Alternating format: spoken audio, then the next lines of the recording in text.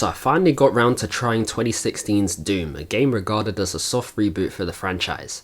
Dating back all the way to 1993, this game has been loved highly by fans, and I think it's fair to say the 2016 installment dropped at the right time, with it being the second best-selling game in the UK during its first week and selling over 2 million copies on PC alone between 2016 and 2017. But what is this game about exactly? Well, you play as the Doomslayer, also known as the Doom Guy, a space marine on Mars, specifically located on the Union Aerospace Corporation.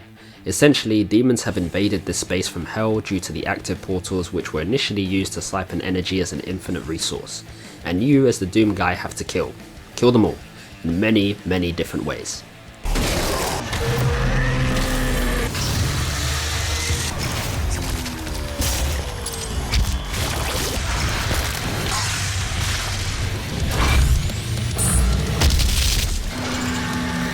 Blew a hole in his face.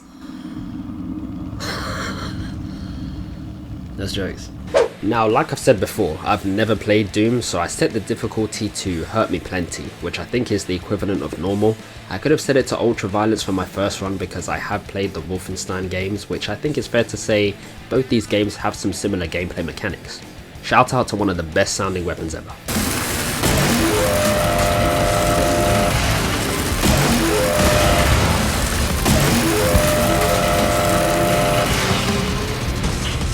Nice. That aside, I still kept it on Hurt Me Plenty for my own sanity. Despite some similarities with Wolfenstein, the enemies are much more aggressive in Doom, so I'm sure these guys will be hurting me a lot anyway. And come on man, these are demons from hell we're dealing with. And whilst there's technically no daylight, each area is pretty well lit. I wouldn't call Doom a horror game per se. It definitely has mechanics designed to scare you, but they're predictable, most of the time. You are on your own, but you'll never find yourself having to tiptoe around pitch black areas. When these demons see you, it's on sight. As it's set in an invaded facility, you already know what to expect. Lava setting the foundation for the devastated facility and hell itself. Blood-smeared corridors creating a ghost town feeling, with the only remnants being skeletons and the corpses of fallen UAC employees. Navigating the map, you'll find yourself backtracking from time to time. Essentially, when getting from A to B in Doom, it involves a bit of backtracking and map awareness. So by default, you'll be using the map a lot, especially if it's your first time playing. At times, you'll have to find these key cards which can only be picked up from specific UAC employees, and they're usually found dead behind locked doors, so you'll have to take a detour from which you'll find yourself parkouring through sanctums, realms, swinging from ledges, climbing the Argent Tower, but it can also be as simple as taking the elevator sometimes, which gives off a temporary hit of normality, until you meet some lovely demon friends along the way. The monsters you encounter first are typically possessed UAC workers with some variations. They can be as simple as a possessed worker, an enemy that usually utilizes melee attacks. Some will carry shields, have explosives lodged inside them for a suicide run, or utilize long range weapons such as the Hellraiser, which do start to pose a bit of a threat to you, but it is early game, they're preparing you for what's to come. Eventually you will start to run into more annoying enemies like the Summoner, aka the Arc Vile or Archvile. I want to say Arc because it seems like their attacks appear lightning based as they send these waves of hell energy at you. They're very nimble and they love to teleport and summon cannon fodder like enemies like the ones I mentioned before. And then you start to realize that nah, this enemy ain't the problem, the Hell Knight is the problem. Now apparently Doom Guy is 6'8", so you can imagine how tall these guys are. They're the towering brutes of Doom, and given that their attacks are limited to melee, they will use their speed to chase you down to the ends of the earth, sometimes even jumping to aim a ground slam attack right on top of your head. These guys will keep you moving, trust me. This guy always scares the shit out of me.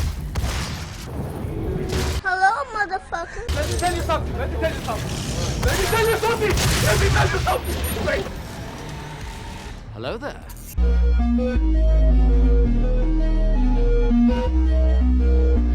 The Mancubi you encounter can be a serious problem too. You encounter them just under halfway through the game. They're slow moving, very slow, but because of their size they can take a lot of hits while dishing out some ranged damage, and their weapons do hurt.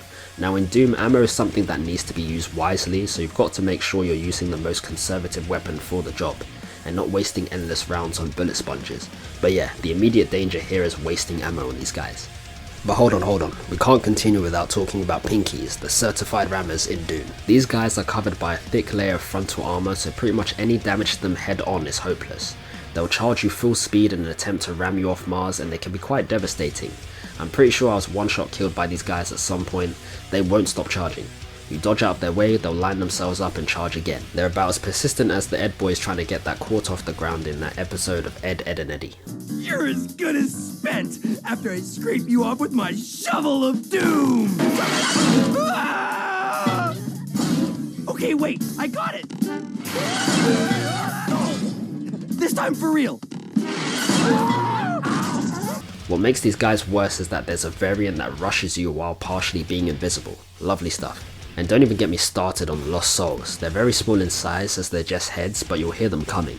They're basically flying bombs. They kind of remind me of when Gojo sent Jogo flying in the subway station. There are a bunch of other enemies I wanted to mention, but I'll touch on one more, the Baron of Hell. Essentially, they seem like Hell Knights, just almost tripled in size, much faster and more aggressive. I think during one of my first encounters I hit one with a charged shot from the Gauss cannon and he ate that. Continued chasing. That's when I knew these guys were on smoke. They can be absolutely terrifying.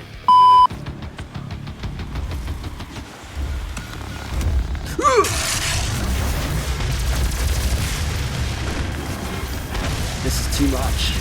There is too much going on. So these are just a few enemies I've mentioned, but you can imagine how chaotic an arena will be when having to deal with 1 to 2 of each of these guys at once.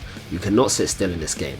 I think when you compare it to Wolfenstein, playing on harder difficulties, being stationary and waiting for the enemies to peek their head out is the play.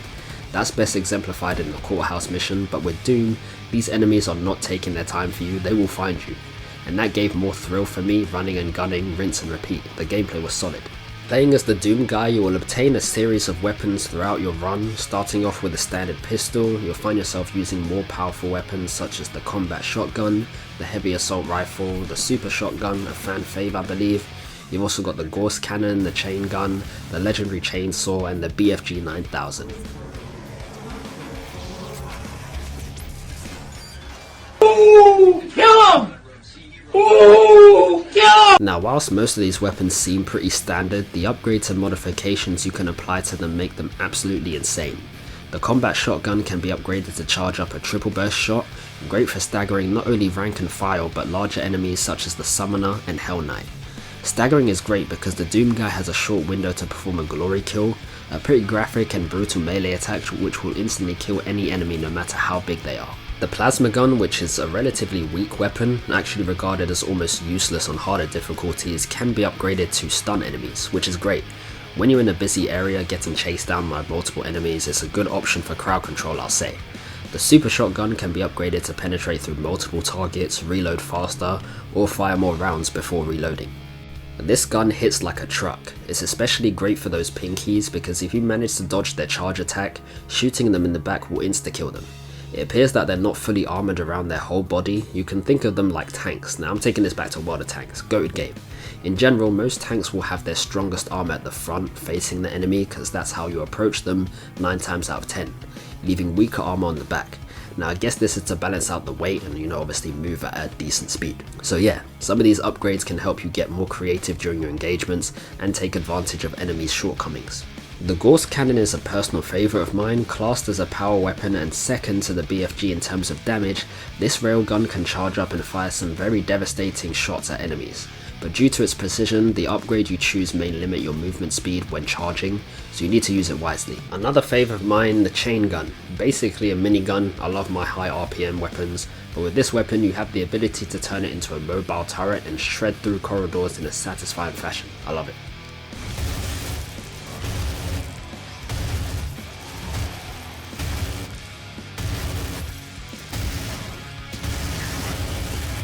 Yeah, boy. Those are just to name a few weapon upgrades, but each weapon typically has 2 upgrade routes to go down for some added variety. Some may be better choices for different difficulties and handling specific enemies, but your overall playstyle is a factor to consider as well. But in case all else fails, there are 2 backup weapons I guess you could say that would be used as a last resort. Firstly, the chainsaw, a weapon mainly used for an insta glory kill, but the bigger the demon, the more fuel it utilizes. As I stated, it does indeed perform a glory kill, but the perk behind it is super helpful when you're low on ammo. Killing a demon with this will generate ammo of all types for your weapons, so yeah, you can imagine how useful that is when you can't find any. Not only that, but it's super helpful in sticky situations where you just need to get rid of a problematic enemy. A similar thing can be said about the BFG 9000, a weapon so powerful it even has its own dedicated button for it. Unlike the chainsaw, this does not generate ammo on kill, but it will certainly kill your target, vaporizing them from existence and causing plenty of splash damage to nearby enemies. But like the chainsaw, ammo is scarce for this, so it's only meant to be used in emergencies, I'd say. It's funny because during my playthrough, I barely used the BFG during my boss fights. I couldn't give you an answer as to why, but I guess I just forgot about it, and also given that it doesn't appear in the weapon wheel I'd already grown used to opening, which is astonishing given the firepower behind it. The Cyber Demon wasn't too bad, his resurrection for a second fight wasn't as surprising, but I managed to beat him without dying at all. The fight could have ended a lot quicker had I been using the BFG though. However, I think the biggest troll in Doom was definitely the Hellguard, or Hellguards plural being a more fitting term. This boss was a struggle for me, and after a few attempts I managed to beat it, but this thing didn't resurrect like the Cyber Demon. Instead they spawned in 2 more of these guys. Not 1, 2. That's the most outrageous thing I've seen for video game bosses. I thought it would be a joke, you know how some games like to scare you into thinking you haven't beaten a boss yet, then it randomly dies to an environment. Is that for real?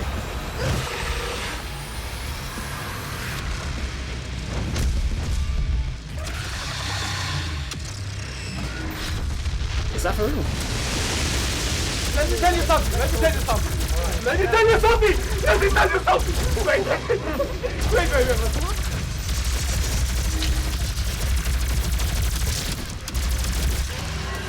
This can't be real.